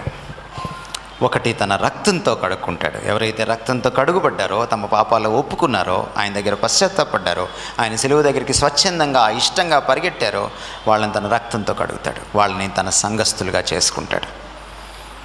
ఆ తర్వాత ఆయన కడుగుతూనే ఉంటాడు మరొక దాంతో. దేంతో తెలుసా? వాక్యంతో. అందుకని ఎఫెసీ పత్రిక 5వ అధ్యాయంలో సంఘం గురించి రాస్తూ ఈ మాటలు ఉన్నాయి. తన ఎదుట సంఘాన్ని ఎలా నిలవబెట్టుకోవాలనుకున్నాడంట? పరిశుద్ధమైనదిగా, నిర్దోషమైనదిగా, మహిమగల సంఘముగా తన ఎదుట ఆయన దానిని నిలవబెట్టుకోవడానికి ఏం చేశాడు? ఆయన వాక్యముతో, ఉదక స్నానముతో దాన్ని కడుగుతాడట. సో సంఘము యేసుక్రీస్తు వారి ఎదుట ఒక పవిత్రమైన సంఘంగా, నిష్కలంకమైన సంఘంగా, నిర్దోషమైన సంఘంగా, మహిమగల సంఘంగా ఎలా నిలబడుతుంది? దీంతో కడగబడాలి. ఎవరిని కడుగుతుంది వాక్యము? వాక్యం విన్న ప్రతి ఒక్కరిని వాక్యము కడగదు. అందుకని యేసుక్రీస్తు వారు ఒక మాట అన్నారు, చెవులు గలవాడు వినుగా. అంటే చాలామందికి చెవులు కొరికేసి ఉన్నాయా? కాదు. ఎవరికైతే వాక్యాన్ని లోపలికి తీసుకోవడానికి ఇష్టపడుతున్నాడో, వినడానికి ఇష్టపడుతున్నాడో. ఈ రోజుల్లో తల్లిదండ్రులు పిల్లలకి చెప్తుంటే ఏమంటారు? వింటారా? వినరు. చాలామంది తల్లిదండ్రులు కంప్లైంట్ ఏంటి? మా అమ్మాయి మాటినట్లేదు, మా అబ్బాయి మాటినట్లేదు. అంటే ఏంటి మీ అబ్బాయి చెవిటోడా అని అడగం. ఏమిటది? విధేయత చూపించకపోవడం. యేసుక్రీస్తు వారు ఏమన్నారంటే, ఎవడు ధన్యుడంటే విధేయత చూపించినవాడు. మీరు చదివినటువంటి వాక్య భాగం చాలా ప్రాముఖ్యమైనది. సంఘము ఎలా ఎదుగుతుందంటే, ఎలా పవిత్రతలో ఎదుగుతుందంటే, ఎలా యేసుక్రీస్తు వారిలాగా మారుతుందంటే వాక్యము సంఘాన్ని కడగాలి. కాబట్టి సంఘముని వాక్యం ఎప్పుడు కడుగుతుంది? ఎవరైతే దానికి తావిస్తారో. మీ జీవితంలో చెత్త చెదారము, అపవిత్రత, కోపము, లేకపోతే నరహత్య, వ్యభిచారము ఇవన్నీ ఎక్కడుంటాయి? ఎక్కడుంటాయని చెప్పారు యేసు ప్రభు కదా. బయటికి మనం చాలా మనం సంతూర్తో స్నానం చేసి వస్తాము కదా, డవ్తో స్నానం చేసి వస్తాము. ఇప్పుడు ఇంకా జల్లు వచ్చేసినాయి. కానీ లోపల దాన్ని ఎవరు శుభ్రం చేస్తారు? ఇది శుభ్రం చేస్తుంది. అందుకనే వాక్యాన్ని తలకెక్కించుకోవాలి, అది శుభ్రం చేయాలి. ఎవరి మనసు శుభ్రం అవుతుందో, ఎవరి థింకింగ్, ఎవరి ఆలోచన విధానం శుభ్రం అవుతుందో వారి ఆశలు శుభ్రం అవుతాయి. ఎవరి ఆశలు శుభ్రం అవుతాయో వాళ్ళ ఆచరణ కూడా మారుతుంది. ఇది మారాలి. మీ మనస్సు మారి, అంటే మారు మనసు పొంది చతికిలు పడకూడదు అక్కడ. నెక్స్ట్ స్టెప్ ఏంటి? నూతన పరచబడి రూపాంతరము చెందాలి. ఎంత రూపాంతరం చెందాలి? ఉత్తమమును, అనుకూలమును, సంపూర్ణమైన దేవుని చిత్తమేదో పరీక్షించి తెలుసుకొనున్నట్లు మీరు మీ మనసు మారాలి, నూతనపరచబడాలి, రూపాంతరం చెందాలి. ఎలా మారుతుంది ఈ మనసు? అలాగా ఎలా రూపాంతరం చెందుతుంది ఈ మనసు? బైబిల్ ఏమో అరగంట కూడా చదవు, సీరియల్ మాత్రం బైబిల్ ఏమో అరగంట కూడా చదవు, ఇంటర్నెట్లో మాత్రం. ఈ బుక్ అరగంట కూడా చదవు, ఫేస్బుక్లో మాత్రం. నిన్ను లోకం కడుగుతుంది తప్ప కాలువ నీళ్ళు, మురికి నీళ్ళు తీసుకొచ్చి కడిగి చూడండి. లేకపోతే అప్పుడప్పుడు చేపలు దోముతుంటారు చేపల మార్కెట్లో, ఆ కాలువలో నీళ్లు పోతుంటాయి, ఆ నీసు నీళ్ళు, అవి తెచ్చుకొని స్నానం చేసి చూడండి. అంతేగా మనం చేస్తుంది. దావీదు పాపం చేసినప్పుడు హిస్సోపుతో నన్ను కడగవా అని ఆక్రోశించాడు. ఆ రోజుల్లో హిస్సోప్ అంటే ఏంటంటే నీసును పోగొట్టేది, సమస్త మురికిని పోగొట్టే ఒక డిటర్జెంట్ అన్నమాట. అదొక మొక్క. ఎప్పుడు కడుక్కుంటాం? కడుక్కోపోతే ఇలాగే ఉంటాం. మీకు చిన్న పరీక్ష. ఒక 4 వారాల క్రితం, అంటే ఈరోజు తారీఖు ఎంత? 17 కదా. పోయిన నెల అంటే నవంబర్ నెల 2వ ఆదివారం చెప్పిన ప్రసంగం ఎవరికైనా గుర్తుందా? చిన్నపిల్లలు చెప్తున్నారు. ఎంత వయసు మీరితే అంత మతిమరుపు అనేటువంటి వారం కదా. నువ్వు చర్చిలోంచి బయటికి వెళ్ళక ముందే నువ్వు మర్చిపోతే వాక్యాన్ని, మాంసం కొట్టు దగ్గరికి వెళ్ళేటప్పటికే మర్చిపోతే, చికెన్ షాప్ దగ్గరికి వెళ్ళేటప్పటికే మర్చిపోతే, నీకు ఇంకా ఈ లోపల తుప్పుని ఎట్లా వదిలేస్తుంది అది? మనం ఏం చేయాలి? సార్ మాట్లాడితే దాన్ని ఆ వారం అంతా మననం వేసుకోవాలి, జపించుకోవాలి, మనసులో దాన్ని ధ్యానించాలి. ఉదయాన్నే బైబిల్ చదువుతావు కదా, రోజంతా ధ్యానించాలి. అప్పుడు కదా నువ్వు మారుతావు. ఎందుకని క్రైస్తవ సంఘాలు మారట్లేదు? కారణం అదే. యేసుక్రీస్తు వారి కళ ఏంటంటే వాక్యానికి మీరు తావు ఇవ్వాలని, ఆ వాక్యం మిమ్మల్ని పట్టుకోవాలని. ఎంత పట్టుకోవాలంటే హెబ్రీ పత్రిక 4:12 చదవండి. సజీవమై బలము కలదై 2 అంచులు కల ఎటువంటి ఖడ్గము కంటెనో వాడిగా ఉండి ప్రాణాత్మలను, కీళ్లను, మూలుగను విభజించినంత మట్టుకు దూర్చు, హృదయం యొక్క తలంపులను, ఆలోచనలను. That is the power of the word of God. దేవుని వాక్యం యొక్క పవర్ అది. ఎప్పుడు వస్తుంది ఆ పవర్? ఎప్పుడు దాకా వెళ్తుంది? మీకు ఎలక్ట్రిసిటీ పవరే కదా. మీకు ఎప్పుడు తెలుస్తుంది ఎలక్ట్రిసిటీ పవరు? ప్లగ్లో ఏలు పెడితేనే తెలుస్తుంది. అంతేనా? అంతే. అనుభవించాలి. వాక్యానికి తావు ఇవ్వండి జీవితంలో. ఊరికే ప్రసంగాలు వినడం కాదు, చదవండి. బెరయా క్రైస్తవులు మీరు ఎంతగా ఎదగాలంటే వాక్యంలో, నాలాంటి వాళ్ళు వచ్చి వాక్యం చెప్తున్నప్పుడు, అన్నా పలానా చోట తప్పు చెప్పారన్నా, ఇదిగో నా వాక్యం ఇలా ఉందన్నా, మీరు ఎలా చెప్పారేంటన్నా అని అనగలిగే స్థాయికి మీరు ఎదగాలి. ఎందుకంటే నేను మానవ మాత్రమే కాబట్టి రేపు పొద్దున్న తప్పు చెప్పే అవకాశం ఉంది. ఇది తప్పు చేయదు. మరొక విషయంలోకి నేను మిమ్మల్ని తీసుకెళ్తాను. యేసుక్రీస్తు వారు ఇంకొక అద్భుతమైన మాట అన్నారు. ఆయన ఏమన్నారంటే, నామం గురించి చెప్పారు, వాక్యం గురించి చెప్పారు. ఇప్పుడు ఆయన లోకము గురించి మాట్లాడుతున్నారు. ఏమని అంటున్నారు చూడండి, 18వ వచనం చదువుతారా ఎవరైనా? నీవు నన్ను లోకములోనికి పంపిన ప్రకారము నేను వారికి పంపితిని. లోకములోనికి పంపుతున్నాడంట. ఇది చాలా నోట్ చేసుకోవాల్సిన పాయింట్. ఇది సంఘముకి సవాల్ ఏంటో తెలుసా? ఆదివారం మీరు చాలా హాయిగా ఉంటారు, ఎందుకంటే లోపల ఉంటారు.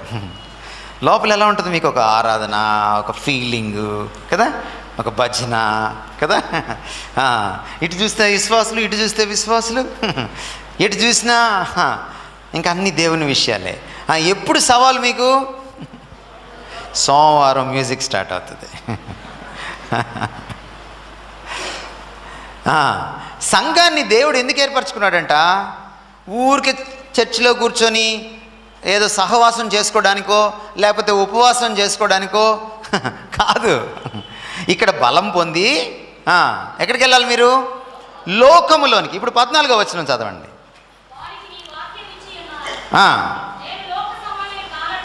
నేను లోక సంబంధిని కానట్టు వారు లోక సంబంధాలు కాదు. ఈ 2 వచనాలని దగ్గర పెట్టుకొని చదవండి. 14ని 18ని. లోకంలోనికి పంపాడు, కానీ మనం ఎవరము? లోక సంబంధులు కాదు. కాబట్టి మనం లోకంలోకి వెళ్ళి మీరెవరో నాకు తెలీదు అన్నట్టుకు వెళ్తామా? ఎలా వెళ్ళాలి? లోకంలోకి వెళ్ళాలి, లోకములో జీవించాలి, కానీ లోకంలో కలిసిపోకుండా లోకంలో ఉండాలి. అది ఒక చీకటి గదిలో ఒక క్యాండిల్ వెలిగిస్తే ఏమవుతుంది? క్యాండిల్ చీకట్లో కలుస్తుందా? కలవదు. కానీ చీకట్లో వెలుగుతుందా? వెలుగుతుంది. క్రైస్తవుడు కూడా, సంఘము కూడా చీకట్లో కలిసిపోకూడదు, కానీ చీకట్లో వెలగాలి. ఈ విషయం మీకు వెలిగిందా? అందుకనే 1 పేతురు పత్రిక 2వ అధ్యాయం 9వ వచనంలో ఏముందంటే, మిమ్మల్ని చీకటి నుంచి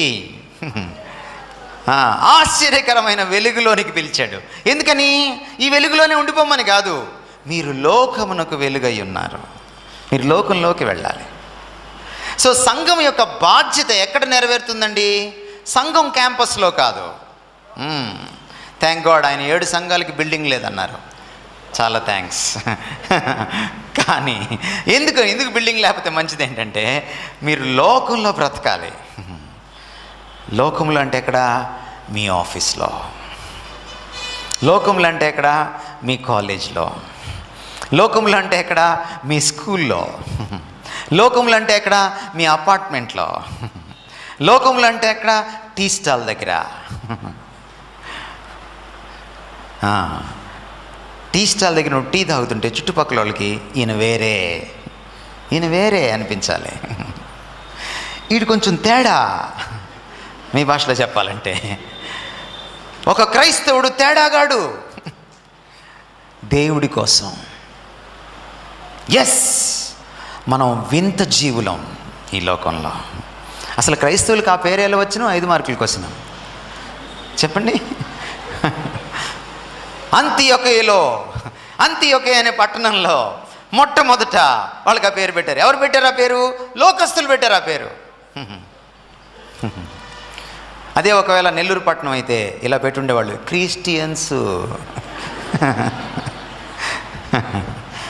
మీరు క్రిస్టియన్స్ అంటగా? అవును, మేము అదే. ఇప్పుడు అట్ట అడగట్లా మనల్ని, ఎందుకంటే మనం అట్ట ఉండట్లా. నేను ఒక బిషప్ గారి కాలేజీలో, క్యాథలిక్ కాలేజీలో పనిచేసేవాడిని. ఒకరోజు మా స్టాఫ్ అంతా కలిసి కట్టకట్టుకొని క్యాంటీన్కి వెళ్ళాం. క్యాంటీన్లో టీ తాగుతూ ఉండగా అక్కడ ఒక చౌదరీస్ లేడీ క్యాంటీన్ నడుపుతుంది. ఆవిడ హిందూ.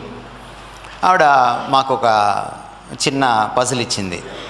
అమ్మ, నిన్న ఒక పెళ్ళి జరిగింది మా అపార్ట్మెంట్లో, మీ వాళ్ళే, అంటే క్రైస్తవులు అనమాట, మీ వాళ్ళే, కానీ అచ్చం మాలాగే జరిగిందమ్మా పెళ్ళంతా.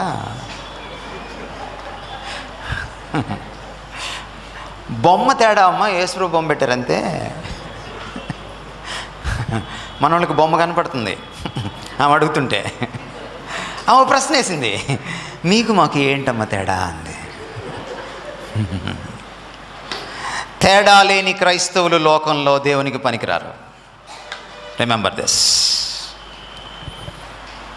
యేసును వెంబడించేవాడు లోకాన్ని వెంబడించలేడు. యేసుతో కలిసి నడిచేవాడు లోకంతో కలిసి నడవలేడు. లోకమునైనను దానిలో ఉన్న వాటినైనను ప్రేమింపకుడి. లోకములో ఉన్నదంతయు నేత్రాశయు, శరీరాశయు, జీవపు డంబమును. ఎలా వస్తుంది? అందుకనే చూడండి, ఈ మాట అంటున్నాడు 14వ వచనంలో, నేను వారికి నీ వాక్యమునిచ్చితిని, వారు లోక సంబంధులు కాదు, కానీ లోకంలోనికి వాళ్ళని పంపిస్తున్నాను. ఎప్పుడు ఉండగలవు నువ్వు? లోకంలోకి వెళ్తావు, లోకంలోనే జీవిస్తావు, కానీ లోకస్తుడివి కానట్టుగా జీవిస్తావు. చీకటిలో వెలుగుతావు, చీకటిలో కలిసిపోవు. ఎప్పుడది? వాక్యాన్ని తీసుకెళ్ళినప్పుడు. అందుకే ఆదివారం ఇక్కడికి రావాలి, సోమవారం అక్కడ ఉండాలి, ఇక్కడ బలం పొందాలి, ఇక్కడ ప్రక్షాళన జరగాలి, ఇక్కడ రూపాంతరం చెందాలి, అక్కడికి వెళ్ళాలి.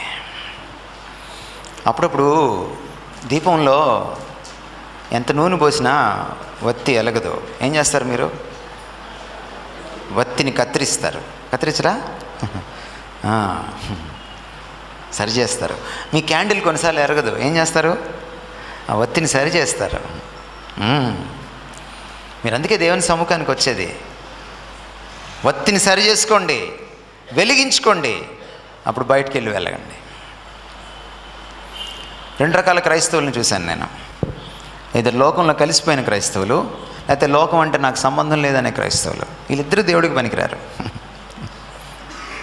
2000 సంవత్సరాలు అయింది ఈ దేశానికి క్రైస్తవం వచ్చి, ఇంకా 2% మనం. ఎందుకంటారు? ఈ ఇద్దరు క్రైస్తవులు పనికిరారు దేవుడికి. లోకంలో కలిసిపోయిన క్రైస్తవుడు క్రీస్తును లోకానికి చూపించలేడు. చర్చిలోనే ఉండే క్రైస్తవుడు లోకంలోకి క్రీస్తుని తీసుకెళ్ళాడు.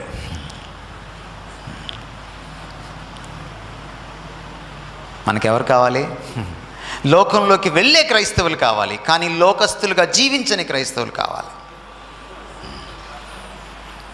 అందుకనే యేసుప్రభు 2 ఉదాహరణలు వాడాడు, 2 పోలికలు వాడాడు. ఒకటేం వాడాడు తెలుసా? మీరు లోకానికి వెలుగు. ఇంకోటి ఏం వాడాడు తెలుసా? మీరు లోకానికి ఉప్పు.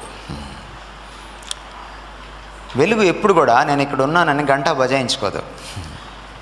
మీరు అప్పుడప్పుడు ట్రైన్లో వెళ్తుంటే, బస్సులో వెళ్తుంటే చీకటిగా ఉంటుంది రోడ్లో, కొన్నిసార్లు లైట్లు ఉండవు, కానీ చిన్నగా మినుకురు పురుగులు కనపడుతుంటాయి. మినుకురు పురుగులు లైట్ ఎంత ఉంటుంది? చాలా చిన్నది, కానీ ఎలా చూస్తారు మీరు? చీకటి. కనీసం అంతన్నా వెలుగుతున్నావా అనేది ప్రశ్న యేసుప్రభు కోసం. అంతన్నా వెలుగుతున్నావా? క్యాండిల్ అంత కూడా వద్దు, మినుకురు పురుగు అంతా వెలుగుతున్నావా? వెలక్కపోతే 17 సంవత్సరాల నీ సంఘ జీవితం వ్యర్థం, 20 సంవత్సరాల నీ క్రైస్తవ జీవితం వ్యర్థం. Take care. క్రైస్తవం అంటే 40 రోజుల పండగ, లెంటు, ఈస్టరు, లేకపోతే గుడ్ ఫ్రైడే, లేకపోతే క్రిస్మస్, పెద్ద స్టారు, పెద్ద చెట్టు, నల్లగని బట్టలు, ఇస్త్రీ బట్టలు, కొత్త కరుకులైన బట్టలు, ఈ కాదు క్రైస్తవం అంటే. డిఎల్ మూడీ అంటాడు, light houses do not blow horns, they just shine అంటాడు. దీపస్తంభాలంట నేను ఇక్కడ ఉన్నానని చెప్పవంట, డంకా బజాయించుకోవంట, సెల్ఫ్ డబ్బా కొట్టుకోవంట, కానీ లైట్ అక్కడ ఉంటే అందరికీ అక్కడ ఉందిరా లైట్, అక్కడ ఉందిరా లైట్ తెలిసిపోతుంది. చెప్పుకోవద్దు నేను క్రైస్తవుడిని, చూపించు. ఉప్పు చేసే పని ఏంటో తెలుసా? వీళ్ళకి ఎక్కువ తెలుసు మీకంటే. అంటే వంటగదిలోకి వెళ్ళే లేడీస్ గురించి చెప్తున్నానమ్మా, నేను వంట చేసే వాళ్ళ గురించే చెప్తున్నా. మీరు ఒక పప్పులోనో లేదా ఒక మాంసం కూరలోనో చాలా దినుసులు వేస్తారు, కానీ మీకు ఏది తగ్గింది ఏది ఎక్కింది మీకు పెద్ద తెలియదు, కానీ ఉప్పు సంగతి వెంటనే తెలిసిపోతుంది. ఉప్పు తమాషా ఏంటో తెలుసా? అది కనపడదు కలిపేసిన తర్వాత, కానీ తన ఉనికిని చాటుకుంటుంది. అది లేకపోయినా తెలిసిపోద్ది, ఉన్నా తెలిసిపోద్ది. క్రైస్తవుడు కూడా లోకంలో అలా ఉండాలి, లోకంలో కలిసిపోవాలి, కానీ లోకంతో కలిసిపోకూడదు. ఒక సమాజంలో క్రైస్తవుడు లేడంటే తెలిసిపోవాలి, అబ్బా ఇక్కడ వాడు ఉంటే భలే ఉండేదండి, వాడు లేడు ఈరోజు వాడు ఉంటే ఇది జరిగేది కాదు. ఉనికి చాటుకుంటుంది ఉప్పు. అంతేకాదు ఉప్పు కూరకి రుచిస్తుంది. నువ్వు ఒక స్కూల్లో ఉంటే ఆ స్కూల్కి రుచి ఇచ్చేది నువ్వే.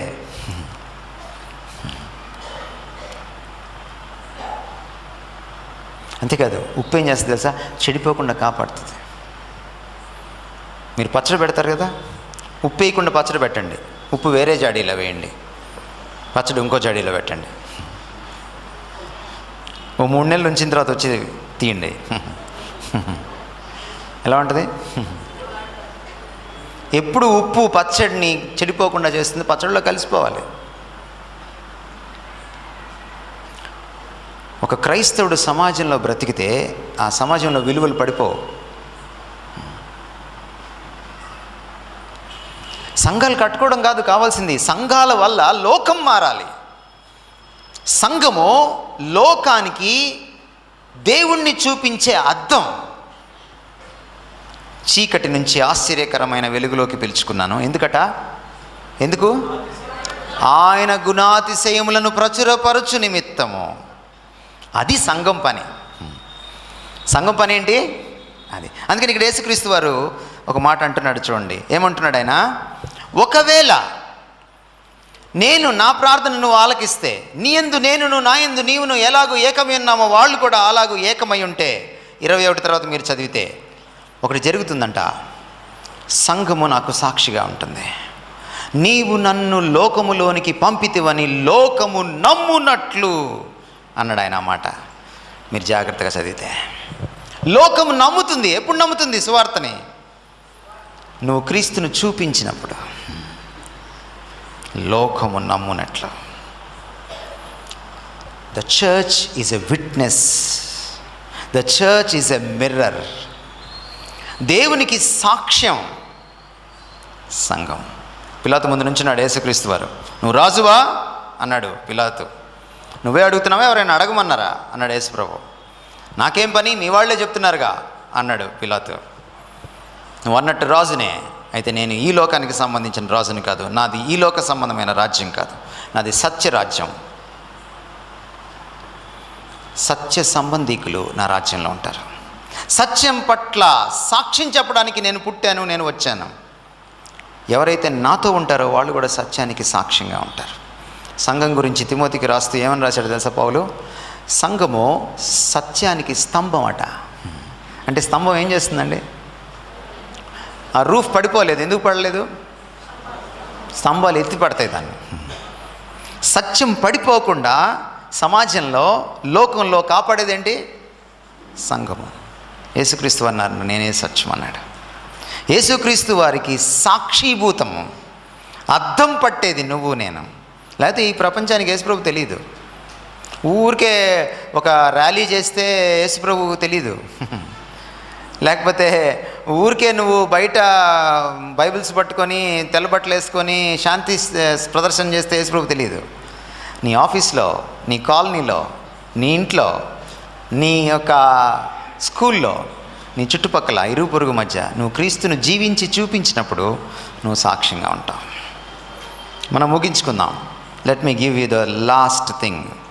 యేసుక్రీస్తు వారు సంఘం గురించి కలలు కన్న దాంట్లో చాలా గొప్ప విషయం మరొకటి ఏంటంటే మనం ఐక్యంగా ఉండాలని. మనమంతా ఐక్యంగా ఉండాలి. ఎలా ఉండాలంటే ఐక్యంగా, తండ్రి కుమారులు ఎలాంటి ఐక్యత ఉందో వారి మధ్య, ఎలాంటి ప్రేమ ఉందో అలాంటి ప్రేమలో ఐక్యతలో విలసిల్లాలి. చివరి వచనం చూడండి, 26వ వచనం నేను చదువుతున్నాను మీకోసం. And I have declared to them your name and will declare it that the love with which you loved me may be in them I in them. ఏ ప్రేమతో నువ్వు నన్ను ప్రేమించావో తండ్రి, ఆ ప్రేమ వారిలో ఉండాలి, నేను వారిలో ఉండాలి. ఈరోజు సంఘాలతో సమస్య ఏంటి తెలుసా? వార్షికోత్సవాలు గడిచే కొద్దీ ప్రేమ తగ్గిపోతుంది. ఇది ప్రాబ్లం. ఎవరు ప్రేమించగలరు? ప్రేమ గురించిన కొన్ని రహస్యాలు చెప్తాం మీకు ఈరోజు. ప్రేమించడం అత్యంత కష్టమైన పని ఈ ప్రపంచంలో. ప్రేమ అంటే అత్యంత ఇష్టమైంది మనకి, కానీ అత్యంత కష్టమైంది ఏంటి తెలుసా? ప్రేమించడం. చాలా కష్టం ప్రేమించడం. స్వార్థం లేకుండా ప్రేమించడం ఇంకా కష్టం. మనం ఎలా ప్రేమిస్తాం తెలుసా? మనకి నచ్చిన వాడిని ప్రేమిస్తాం. నచ్చాలంటే మనకేముండాలి తెలుసా? తెల్లతోలు, తలతల్లాడుతూ ఉండాలి, హైటు, 6 ప్యాక్, డబ్బులు, హోదా, అందం, టాలెంట్. ఒకడు వచ్చి గిటార్ వేస్తే 10 మంది అమ్మాయిలు పడిపోతారు. గిటార్ తీసేస్తే మనోడు పనికిరాడు. ఇది మన ప్రేమ. మనకి సహాయం చేసేవాళ్ళు, మన మాట వినేవాళ్ళని మనం బాగా ప్రేమిస్తాం. మనల్ని ఎవరైనా కాదు బ్రదర్ మీరు అలా చేస్తుంది కరెక్ట్ కాదన్నారు అనుకోండి, అటు నుంచి ప్రేమించడం చాలా కష్టం. కానీ యేసు ప్రభు నేర్పించిన ప్రేమ ఏంటో తెలుసా? క్షమించరాని వాడిని క్షమించాడు ఆయన, ప్రేమించలేని వాడిని ప్రేమించాడు ఆయన. రాడికల్ లవ్ అది. అందుకనే క్రొత్త ఆజ్ఞ ఇస్తున్నాను అన్నాడు. ప్రేమ గురించిన పాత ఆజ్ఞ చెప్పగలరా మీరు? ప్రేమ గురించిన పాత ఆజ్ఞ ఉంది 10 ఆజ్ఞల్లో. నిన్ను వలే నీ పొరుగు వాడిని ప్రేమించడం. యేసు ప్రభు ఇచ్చిన కొత్త ఆజ్ఞ 11వ ఆజ్ఞ ఏంటో తెలుసా? నేను నిన్ను ప్రేమించినట్టు మీరు ఒకరినొకరు ప్రేమించుకోండి. ఏంటిది? దానికి దీనికి ఏంటి తేడా? పాత నిబంధనలో ఎంతవరకు ప్రేమించవచ్చు తెలుసా? నేను ఎంత ప్రేమించుకుంటానో అంత ప్రేమిస్తే చాలు. నా ప్రాణం మీదకి వచ్చిందనుకోండి, నా పరువు మీదకి వచ్చిందనుకోండి, ప్రేమించక్కర్లా. కానీ కొత్త నిబంధన ఏంటి తెలుసా? యేసు ప్రభు ప్రాణం పెట్టేంతగా ప్రేమించాడు. నేను మిమ్మల్ని ప్రేమించిన ప్రకారము మీరు ఒకరినొకడు ప్రేమించండి. ఈరోజు మనం ఎలా ప్రేమించుకుంటున్నామండి? మనం 2 అయితే వాళ్ళు 2 అయి ఉండాలి కదా. మీకు 2 3 తెలీదా? తెలియనట్టు పెడతారేంటి ఫేసు?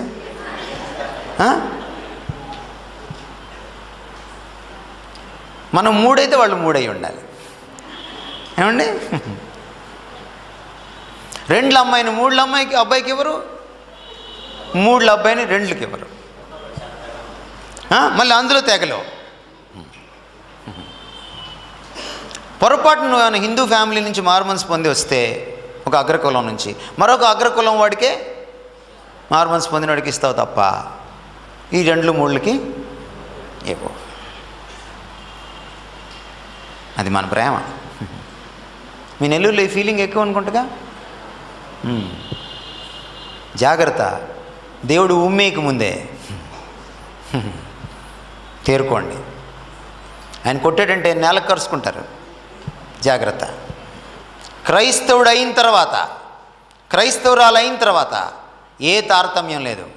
ఇప్పుడు స్త్రీ అని లేదు, పురుషుడని లేదు, యూదుడని లేదు, గ్రీకు దేశస్థుడని లేదు, దాసుడని లేదు, స్వతంత్రుడని లేదు. మీరు యాడ్ చేసుకోవచ్చు. 2 అని లేదు, 3 అని లేదు, ఆంధ్ర అని లేదు, తెలంగాణ అని లేదు. అర్థమైందా మీకు? సీనయ్య అని లేదు, శామ్యుల్ అని లేదు. యేసుక్రీస్తులో అందరూ ఒక్కరే. అలా మనం ఉండాలన్నది యేసుక్రీస్తు వారి కళ. అలా ఉండకపోతే ఆయన్ని మనం ప్రతిబింబించలేం.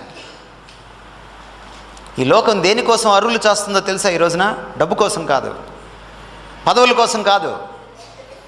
ఏం దొరక్కపోతుందో తెలుసా ఈ లోకంలో? డబ్బు పడేస్తే ఏమైనా దొరుకుతుంది ఈ లోకంలో, కానీ ఒకటి దొరకదు, ప్రేమ. స్వచ్ఛమైన ప్రేమ, నిస్వార్థమైన ప్రేమ. నువ్వు ఏం పెట్టి కొన్నా దొరకదు. లోకానికి తెలియాలి, ఈ వార్త దావానంలాగా వ్యాపించాలి, బ్రేకింగ్ న్యూస్ అవ్వాలి. ఇది ప్రేమ దొరుకుద్దంట ఒక చోట, సీనయ్య గారి చర్చిలో. అసలైన చర్చి, అసలైన ప్రేమ. ప్రేమ దొరుకుద్దంట ఒక చోట, అది క్రైస్తవులు ఎక్కడుంటే అక్కడ ఉంటుందంట. వాళ్ళకి కులం లేదంట, వాళ్ళకి మతం లేదంట, వాళ్ళకి ఆడమగ తేడా లేదంట, వాళ్ళకి పక్షపాతాలు ఉండవంట. చెప్పుకుంటారా మీ గురించి లోకంలో? అది సంఘం అంటే. సంఘం అంటే ప్రేమకు ప్రతీక. యేసుక్రీస్తు వారి ప్రార్థన జాగ్రత్తగా వినండి. నీ యందు నేను, నా యందు నీవు, అంటే త్రియేక దేవత్వంలో ఎలాంటి ప్రేమ వెలసిల్లుతుందో అలాంటి ప్రేమ క్రింద మనలో వెలసిల్లాలి. యేసుక్రీస్తు కరుణామయుడని సినిమా తీస్తే తెలియదు, యేసుక్రీస్తు ప్రేమమూర్తి అని చెప్పి ఊరిని స్లో మోషన్లో సినిమా తీస్తే తెలియదు. నీలో ప్రేమ కనపడినప్పుడు బయట వాళ్ళకి ప్రేమ అంటే ఏంటో తెలుస్తుంది. మా ఇంటికి రండి, మా కుటుంబాల్లోకి రండి. మీరు కులం పేరు చెప్పండి, ఒక కులం ఉంటుంది మా ఇంట్లో. సర్వకుల, సర్వమత, సర్వజాతి, నానాజాతి సమితి మాది. ఎస్, కారణం ఏంటి? యేసుప్రభు తీసేసాడు ఆ తారతమ్యాలు. సిలువ అందరినీ సమానం చేసింది. ఎంత ప్రేమ అంటే ఆదిమ సంఘంలో ఏ ఒక్కడు కూడా అక్కర ఉన్నవాడు లేడట. మీరు ఇంటికి వెళ్ళిన తర్వాత అపోస్తల కార్యాలు 2వ అధ్యాయం చదవండి. అక్కర ఉన్నవాడు ఒక్కడు కూడా లేడట. అంటే 3000 మంది సంఘంలో ఉంటే 3000 మందికి 3000 మంది తెలుసు అన్నమాట. నాకు 2 స్కూటర్లు ఉన్నాయనుకోండి, ఓ స్కూటర్ మా చెల్లికి ఇవ్వను, మా చర్చిలో ఆయనకి ఇస్తాను. అన్న మీకు స్కూటర్ లేదు కదా, నా స్కూటర్ తీసుకోండి అన్న. ఒక ఆయనకి చొక్కా లేదనుకోండి, నాకు పైన కోట్ ఉందిలేనా, చొక్కా నువ్వు తీసుకో అని ఇచ్చేయాలి. కానీ మనం ఏం చేస్తాం? ఆ రిలయన్స్ ట్రెండ్స్లో మనమే ఉంటాం, ఆ బిగ్ బజార్లో మనమే ఉంటాం, ఆ సిఎంఆర్లో మనమే ఉంటాం. బట్టల షాపుల నుండి అడగండి, మీకు సేల్స్ బాగా ఎప్పుడు ఉంటాయండి అంటే డిసెంబర్లో ఉంటాయి సార్. ఎందుకు సార్? క్రిస్మస్ అంటే ఇచ్చి వేసుకోవడం. యేసుప్రభు ఇచ్చి వేసుకోవడానికి వచ్చాడు. దేవుడు లోకమును ఎంతో ప్రేమించాడు. ఎంత ప్రేమించాడని తన కుమారుని లోకం కోసం ఇచ్చి వేసుకున్నాడు. అదే కదా క్రిస్మస్ అంటే. ఏమిస్తున్నావు క్రిస్మస్కి? నువ్వు క్రిస్మస్కి అంతా లాక్కోవడమే, జురుకోవడమే కదా. నువ్వే కేక్ కోసుకుంటావు, నువ్వే తింటావు, నువ్వే తినిపించుకుంటావు కదా. నువ్వే బట్టలు కొనుక్కుంటావు, నువ్వే ఇంటికి రంగులు వేసుకుంటావు, నువ్వే పలావులు భోంచేస్తావు. ఎంతమందికి పెట్టావు? నీకంటే ముస్లింలు బెటర్ కదా. పాపం రంజాన్కి 10 మందికి పెడతారు, బక్రీద్కి 10 మందికి పెడతారు. అర్థం చేసుకోండి. చర్చిలో వాళ్ళని ప్రేమించండి, వేరే చర్చిలో వాళ్ళని కూడా ప్రేమించండి. హైందవుల్ని ప్రేమించండి, ముస్లింలు మార్వాడీలను కూడా ప్రేమించండి. ప్రేమకు ప్రతిరూపాలుగా తిరగండి. ప్రేమించలేని వాడిని ప్రేమించండి, క్షమించలేని వాడిని క్షమించండి. ఎందుకంటే అది క్రీస్తుకే సాధ్యం, క్రీస్తులో ఉన్న నీకే సాధ్యం. ఒకవేళ అయ్యగారు నీకు ఇక్కడ పాట ఇవ్వకపోయినా ఆయన్ని ప్రేమించండి. అదే సంఘం అంటే. నీకంటే ఎక్కువసార్లు నీ తమ్ముడో, నీ చెల్లో, నీ పక్కన ఉన్న వాళ్ళు పాట పాడితే అభినందించడానికి మనసు వచ్చే అంత ప్రేమించండి. చర్చికి వచ్చింది షో చేసుకోవడానికి కాదు, స్టిల్ అమ్ముకోవడానికి కాదు, ఆరాధించడానికి, తోటి విశ్వాసతో ఆ ప్రేమ బంధాన్ని ఆస్వాదించడానికి, ఆ పవిత్ర ప్రేమ బంధంలో ఆస్వాదించడానికి. అంతే తప్ప నేను ఇన్ని సంవత్సరాలుగా వస్తున్నాను చర్చ్కి, అన్నెప్పుడు నన్ను స్టేజ్ దగ్గరికి పిలవలేదు, ఒక్కసారైనా ప్రార్థన ఇవ్వలేదు, ఒక్కసారైనా బైబిల్ చదవడానికి ఇవ్వలేదు. నో. ప్రేమ ఉన్న చోట పోటీతత్వం ఉండదు, ప్రేమ ఉన్న చోట త్యాగం ఉంటుంది. త్యాగాన్ని ఆనందిస్తాం, త్యాగంలో ఆనందిస్తాం. ఇది క్రైస్తవం. యేసుప్రభు అంటాడు, మీరు ఒకరినొకరు అలా ప్రేమించుకుంటే క్రొత్త ఆజ్ఞ మీకు ఇస్తున్నాను, నిన్ను వలే నీ పొరుగువాడిని ప్రేమించడం కాదు, నీకంటే ఎక్కువగా నీ పొరుగువాడిని ప్రేమించే నాలాంటి ప్రేమతో మీరు కానీ ప్రేమించగలిగితే అప్పుడు ఏం జరుగుతుందంట? మీరు నా శిష్యులని లోకము తెలుసుకుంటుంది. యోహాను సువార్త 13వ అధ్యాయం ఇంటికి వెళ్ళిందో చదవండి. మీరు నా శిష్యులని లోకము తెలుసుకుంటుంది. యంగ్స్టర్స్కి కూడా చెప్తున్నాను ఈరోజు, మీరు సినిమాల్లో ప్రేమ ఉందనో లేకపోతే ఇంకెక్కడో ప్రేమ ఉందనో పాకులాడబాకండి. యేసు ప్రభు తెలియనోడు ప్రేమించలేడు, ప్రేమను అర్థం చేసుకోలేడు. ప్రేమ బడి ఒక్క యేసు బడిలోనే సాధ్యం. ఇంకెక్కడ దొరకదు మీకు ప్రేమ. బీచ్లో దొరకదు, కాలేజ్ క్యాంపస్లో దొరకదు, పార్కుల్లో దొరకదు, సినిమా హాల్లో దొరకదు. యేసు ప్రభు దగ్గరే దొరుకుతుంది. నేర్చుకోండి. ఆ ప్రేమను చవి చూస్తే మీకు అర్థమవుతుంది. ఎప్పుడైతే మనం ఇలా జీవిస్తామో మన 17 సంవత్సరాల వసంతాలకి ఒక సార్థకత చేకూరుతుంది. మన సంఘం ఒక ప్రత్యేక సంఘంగా నిలబడుతుంది. క్రీస్తును ఎత్తిపట్టే సంఘం, క్రీస్తుకు విధేయత చూపించే సంఘం, ఆయన మాటకు విలువిచ్చే సంఘం, క్రీస్తును చూపించే సంఘం, క్రీస్తు ప్రేమను పుణికిపుచ్చుకున్న సంఘం, క్రీస్తు లాంటి ప్రేమతో ప్రేమించే సంఘం, అలాంటి ప్రేమ విలసిల్లే సంఘం, ఇటువంటి సంఘంగా మీరు పరిడవిల్లాలని దేవుడు మిమ్మల్ని ఆశీర్వదించాలని దేవుణ్ణి ప్రార్థిస్తూ, మిమ్మల్ని ఆయనకి అప్పగిస్తూ, మీరు కూడా ఆయన ఆత్మ కార్యసిద్ధికి అప్పగించుకోవాలని మిమ్మల్ని మనవి చేస్తూ, అప్పుడు తప్ప తెలుసుకున్న ఈ విషయాలు, నేర్చుకున్న ఈ విషయాలు వంటబట్టవని, ఆచరణీయం కావని మీకు గుర్తు చేస్తూ, నాకు ఇచ్చిన సమయాన్ని బట్టి మరి పీటర్ పాల్ గారికి వందనాలు తెలియజేస్తూ, మీ సహనానికి కూడా నా కృతజ్ఞతలు తెలియజేస్తూ ముగిస్తున్నాను. ప్రార్థన చేద్దాం. ప్రేమ కలిగిన తండ్రి, ఈ పాదాలకు వందనాలు. సంఘం ఎలా ఉండాలో, సంఘం ఎవరి సొత్తో, సంఘం ఎవరిని చూపించాలో, సంఘం విలువేంటో, సంఘంగా మేమేం చేయగలమో, మాకెంత విలువ ఉందో, ఆయన మా మీద ఎంత గురుతర బాధ్యత ఉందో, సంఘంగా మేము ప్రతిబింబించాల్సిన లక్షణాలు ఏమిటో,